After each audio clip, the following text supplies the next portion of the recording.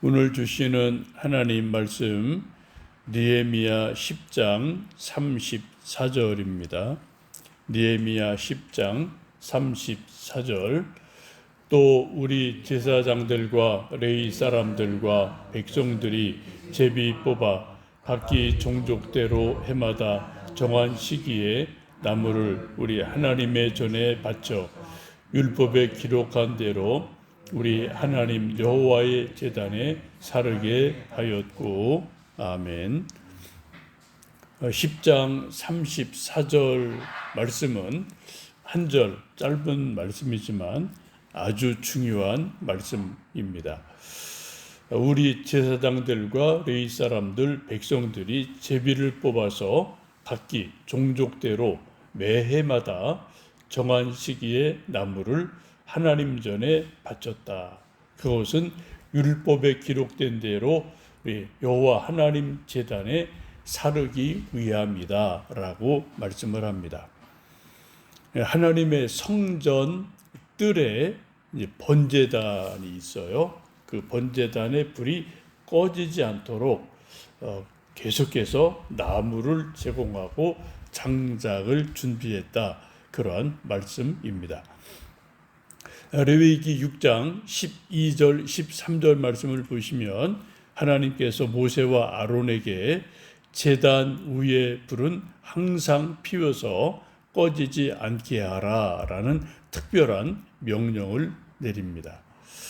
제단에 꺼지지 않는 불이 있어야 된다는 거죠. 그래서 아침에 상번제, 저녁에 하번제 매일 번제를 드리는데 이 번제를 드려야 되고 또 때때로 속죄제, 화목제, 속건제 여러 가지 또 제사를 드릴 때 소나 양을 태울 때 이 번제단에서 태우기 때문에 이 제단의 불은 1년 365일 하루 24시간 비가 오나 바람이 부나 어떤 상황에도 꺼져서는 안 됩니다. 요걸 이제 불 지키는 당번이 가장 중요한 역할을 하는 게 제사장들이 하는 일입니다. 우리 구약시대 성전에서 가장 중요한 첫 번째 일이 뭐냐? 제사장 할 일이 뭐냐? 그거는 제단의 불이 꺼지지 않게 지키는 거예요. 여러분 성전의 구조를 아시죠? 성전 이렇게 울타리가 있고 성전 문을 들어가면은 그 성전들의 맨 처음 있는 게 뭐예요? 이렇게 네모난 큰 번제단이 있어요. 그리고 그 뒤에 이제 물두멍이 있죠. 그리고 그 안에 들어가면 이제 성소가 있고 떡이 있고 또 7 촛대가 있고 향단이 있고 그 뒤에 이제 지성소가 있고 이런 구조로 되어 있지요. 그래서 이 성전에 들어갈 때 가장 먼저 위치한 곳이 요 제단이에요. 요 제단에서 소, 양을 잡아서 불태워서 하나님께 제사를 드리게 됩니다. 요 불이 365일 24시간 눈이 오나 비가 오나 바람이 오나 꺼져서 안 된다라고 끄지 마라라고 하나님이 특별한 명령을 내립니다. 성소 안에 들어가면은 7개 촛대가 있고 또 향단이 있는데 여기도 다 촛대 불도 불을 켜는 거죠. 그럼 요 불을 어디서 누가 켜느냐?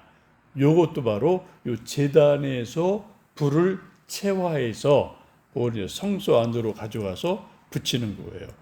이 성전 전체에 있어서 가장 중요한 첫 번째가 제단의 불이 꺼지지 않도록 하는 것, 이것입니다.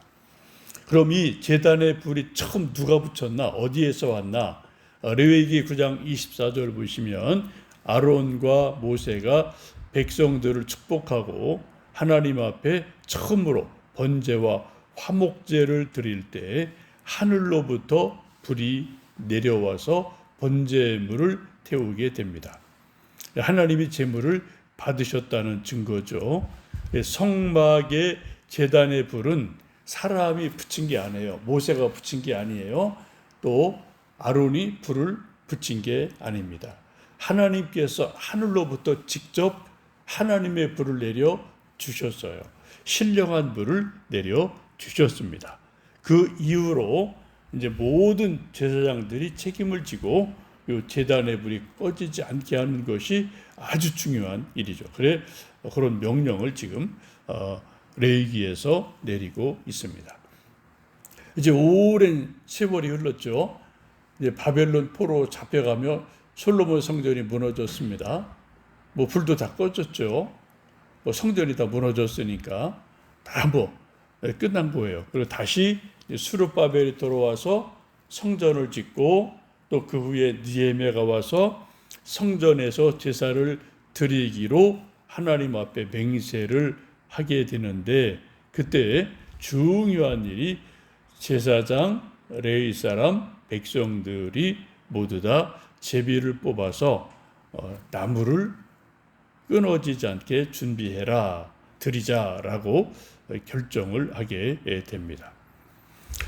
그럼 누가 이 제단의 불을 어떻게 지켰나? 뭐 상세히 알 수 없는데 성전 문헌 같은 데를 보면은 제사장들이 24 반열이 있어서 교대로 이 제단의 불을 지켰다라고 보게 됩니다.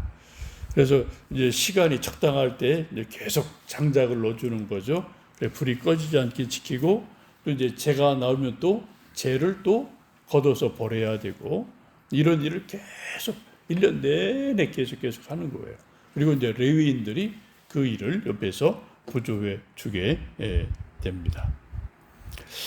그래서 1차적으로 이 성전에서 구약시대 제사를 드리는데 가장 중요한 것은 나무를 계속 준비해서 제단의 불이 꺼지지 않도록 장작을 준비하는 것, 이것이 너무나 중요합니다.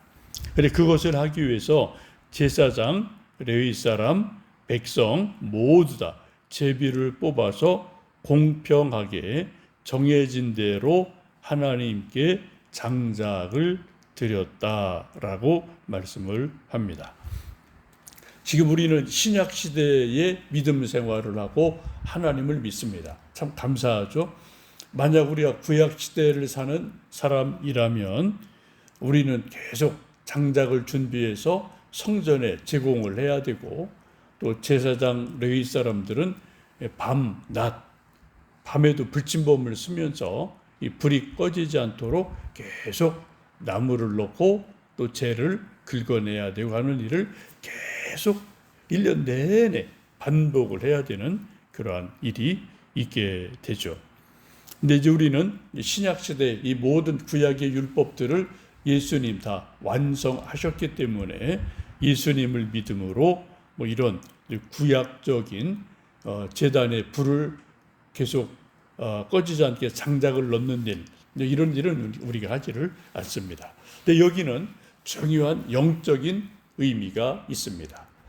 여러분, 제단의 불을 우리 신약 시대로 옮겨 해석한다면 무엇일까요? 그것은 바로 꺼지지 않는 성령의 불, 기도의 불이 꺼지지 않게 해라 라는 것으로 볼 수 있습니다.